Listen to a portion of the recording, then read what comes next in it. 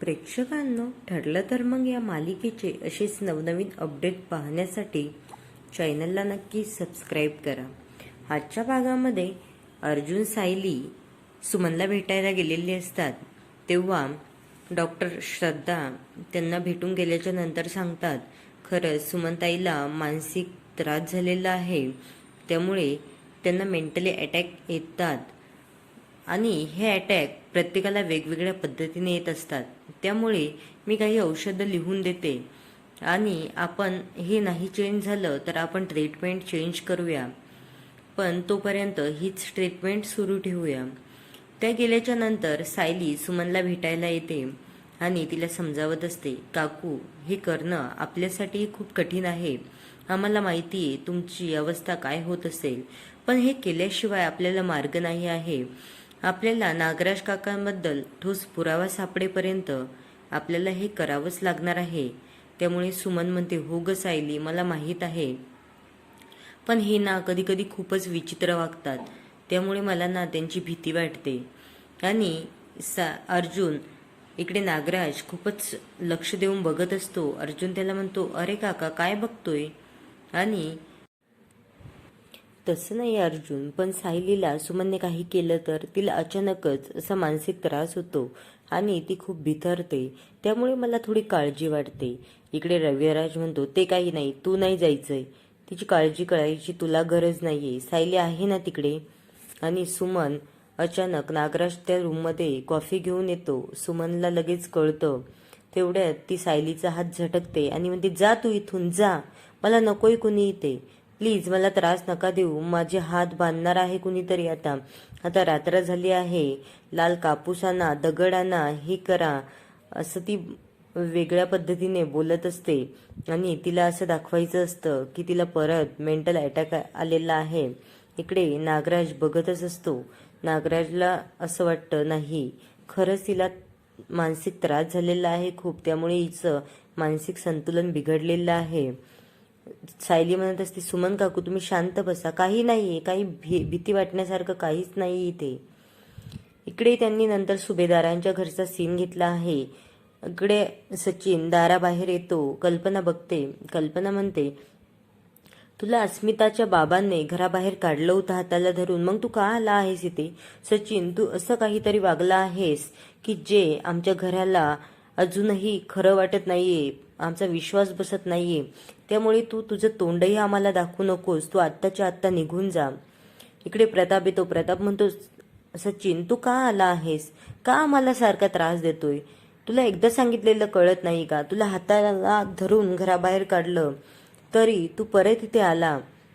सचिन म्हणतो, बाबा सॉरी ना, मला अस्मीशिवाय बिलकुल करमत नाहीये, मला अस्मी आणि माझ्या बाळाला भेटायचंय, त्यामुळे मी इथे आलो आहे. लगेच अर्जुन येतो. अर्जुन म्हणतो, सचिन, तू का आला आहेस? आणि अर्जुन त्याला मारायला लागतो. सचिन म्हणतो, मी तुझा मारही खायला तयार आहे, पण मला अस्मी आणि माझ्या बाळाला भेटू दे, प्लीज, मला त्यांच्यापासून दूर नका हो करू, मला खूप आठवण येते त्यांची. इकडे अस्मिता खाली आल्याच्या नंतर सचिनचे नाटकं सुरूच असतात. अस्मिता म्हणते, सचिन, तू का आला आहेस? मला त्रास देऊ नको, मला तुझं तोंडही बघायचं नाही आहे. सचिन म्हणतो, अस्मी, मला अशी शिक्षा नको ग देऊ. अगं, मी कॅनडाच्या ऑफिसमध्ये सांगितलं होतं की मला माझ्या बायको आणि बाळासोबत मला इंडियाला राहायचंय, तर कॅनडाच्या ऑफिसने मला काढलंय ग, माझी नोकरी पण गेली आता, आणि मला तिथल्या घराचा EMI भरायचा आहे. इथे खाण्यापिण्याचे पण वांदे झाले, माझ्याकडे कसल्याच गोष्टीसाठी पैसा नाहीये. आणि अस्मिताला खूप आश्चर्य वाटत असतं. इकडे सुभेदारांना पण धक्काच बसतो, पण तो अजूनही खोटं बोलतोय तरी हे त्यांच्या चेहऱ्यावर स्पष्टपणे दिसत आहे. अस्मी म्हणते, मला नको सांगू काही, मला तुझं तोंडही बघायचं नाहीये, तू जे वागलाय ना ते विश्वास ठेवण्यालायकच नाहीये. इकडे सायलीला पण खूप धक्का बसतोय. जॉब गेलीये आणि तो कॅनडाहून भारतामध्ये परत आलाय आणि तो असे खोटे नाटे काही ना काही कारण देत असतो. त्यांनी माझं अकाउंट पण फ्रीज केलंय ग, ते मला नंतर फंड वगैरे देणार आहेत, पण कधी देतील काहीच सांगत नाहीये, त्यामुळे मी ना खूपच अडकलोय आता. आणि मला आता माझ्या बाळा आणि अस्मीला सोडून नाही जायचंय. अस्मिता म्हणत असते मला ते काही सांगू नको. सचिन म्हणतो अस्मी प्लीज मला माफ कर, नाही तर मी अन्न पाण्याचा त्याग करेल आणि कायमचं तुला आणि बाळाला सोडून जाईल. अस्मिताला खूप रडायला येतं. सचिन नाटकं करतच असतो. इकडे अर्जुनला थोडा त्याच्यावर संशय येतच असतो, पण त्याचं काही नाटकं करणं थांबत नसतं. काही ना काही तो सांगतच असतो. अर्जुन म्हणतो तुला घरातून निघायला सांगितलंय ना, आत्ता तरी तू आमच्या डोळ्यांच्या बाहेर जा. प्लीज आमच्या घरातून बाहेर जा, नाही तर तुला मी मारेल. सचिन म्हणतो नको ना अर्जुन प्लीज. अर्जुन म्हणतो अरे पण तुझे जे काही केलंय तू ते नाटकं का कमी झालंय का तुझे? आणखी आलाय आम्हाला इकडे हे झालं ते झालंय सांगायला. तू तुझं बघ. आम्हाला आता आमची बहीण आणि तिचं बाळ खूप महत्वाचं आहे, त्यामुळे आम्हाला तुझं काहीच घेणं देणं नाहीये. इकडे कल्पना आणि ते सगळेच टेन्शनमध्ये आलेले असतात. अस्मिता डायरेक्ट रडायलाच लागते की माझ्यासोबत असं का होतंय. सचिन पहिले असा कधीच वागत नव्हता, आत्ताच तो असा वागतोय आणि खूप त्रास पण देतोय. इकडे कल्पना तिला समजवत असते. लगेच सायली अस्मिता जवळ जाते आणि म्हणते अस्मिता ताई तुम्ही काळजी करू नका, होईल सगळं व्यवस्थित. आणि ते सगळेजण सोप्यावर जाऊन बसतात. लगेच इकडे प्रतिमाला मार्केटमध्ये जायचं असतं. प्रतिमा सुमनला सांगायला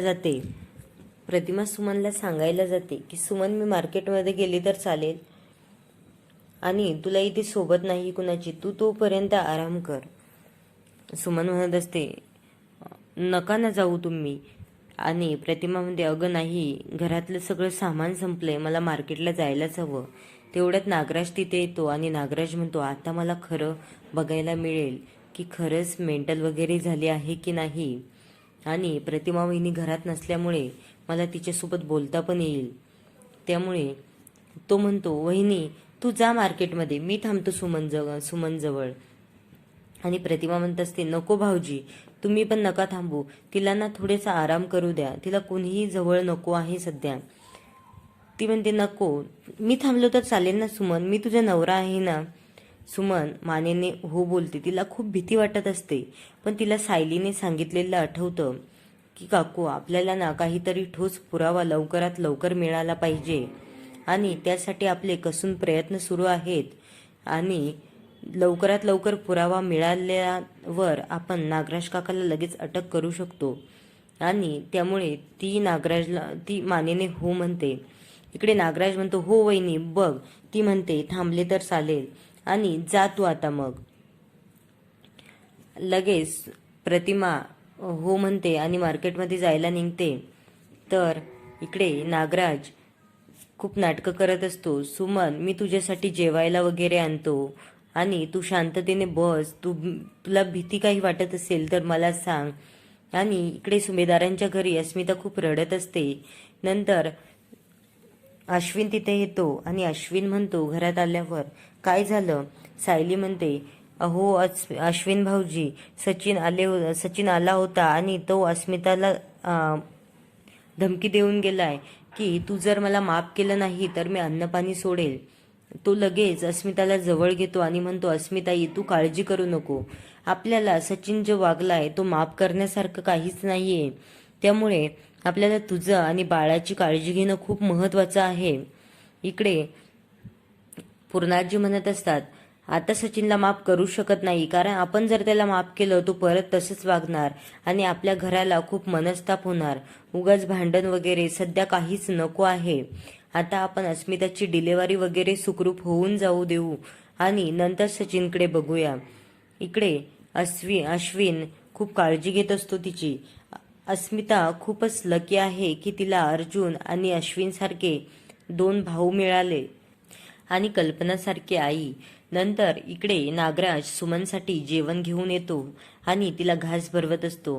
म्हणतो आज आमच्या बाळाची किती लाड सुरू आहेत, स्वतःचा नवरा तिच्यासाठी जेवण घेऊन आला आहे.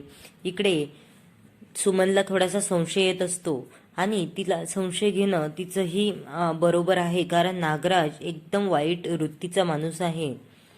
आणि तो म्हणत असतो एक घास चिवचा एक घास काऊचा, असं करत तिला भरवत असतो.